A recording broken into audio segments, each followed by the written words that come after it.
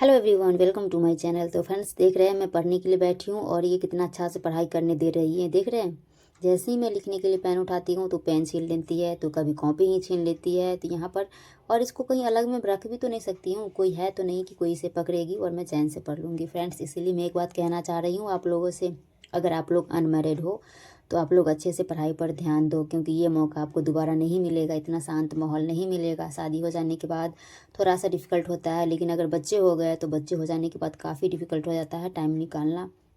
तो फ्रेंड्स, अगर आप लोगों के पास टाइम है तो आप लोग पढ़ाई पर ध्यान दीजिए।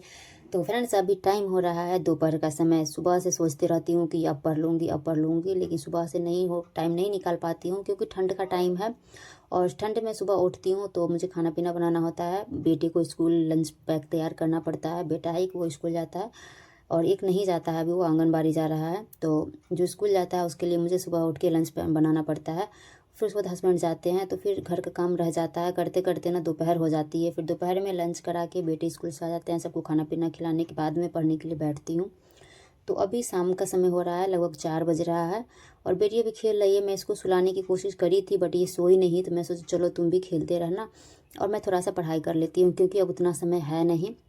तो इसलिए मैं इसे साथ में ले आई हूँ, बैठा दी हूँ और थोड़ा बहुत दे देती हूँ इसे खेलने के लिए, तो ये खेलती रहती है और मैं थोड़ा बहुत पढ़ लेती हूँ। लेकिन जितना आप शांत माहौल में पढ़िएगा ना, उतना तो नहीं याद होता है कोई भी चीज़। तो मैं यहाँ पर थोड़ा थोड़ा नोट करते जा रही हूँ। मैं पूरा नहीं, मतलब एक होता है ना कि प्रॉपर वे में लिखना, तो मैं उतना पूरा क्लास नोट नहीं करती हूँ। जैसे कि मेन मेन लाइन होता है ना, जो लाइन की बाद में भूल जाऊँगी, तो वो सब लाइन में नोट कर लेती हूँ। तभी मैं फ़ोन से ही पढ़ रही हूँ। देख रही हूँ, फ़ोन लगा हुआ है टेबल पे, तो मैं फ़ोन से ही पढ़ रही हूँ और मेरे में कुछ कुछ लाइन है ना, वो लाइन को मैं नोट करते चल रही हूँ, ताकि अगर दोबारा रिवीजन करना पड़े तो मुझे पूरा क्लास नहीं देखना पड़ेगा। बस मैं मेन नोट को जो नोट की हूँ कॉपी में, उसे मैं पढ़ लूँगी। इसलिए मैं थोड़ा बहुत नोट करते चल रही हूँ और मैं बैच से पढ़ रही हूँ। मैं शुरू में यूट्यूब से ही पढ़ने की कोशिश करी थी, बट पिछली बार मुझे, मतलब मैं पास नहीं हुई थी। मैं और पिछले बार तो नहीं दी थी, उससे पहले दी थी पेपर, तो उसमें नहीं निकल पाई थी। इसीलिए मैं इस बार बैच ले ली हूँ और बैच से ही पढ़ रही हूँ। तो फ्रेंड्स, मैं थोड़ी देर पढ़ने के बाद लगभग मैं 1 घंटा पढ़ी हूँ। ज़्यादा तो नहीं पढ़ पाती हूँ, क्योंकि 1 घंटे के बाद बच्चे रोने लगते हैं। तो मैं फिर आ गई हूँ बाबू को कुछ खिलाने के लिए। तो मैं भी यहाँ पर साथ में खाना ले ली हूँ। मैं सोचा चलो मैं भी साथ में खा लूँगी।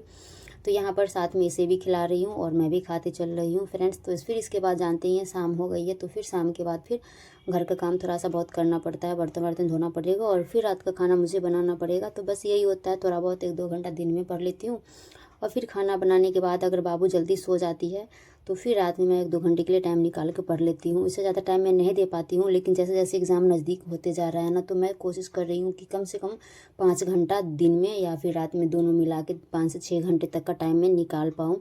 तो मैं इस कोशिश में हूँ। अभी तो फ़िलहाल 2-3 घंटे ही पढ़ पाती हूँ।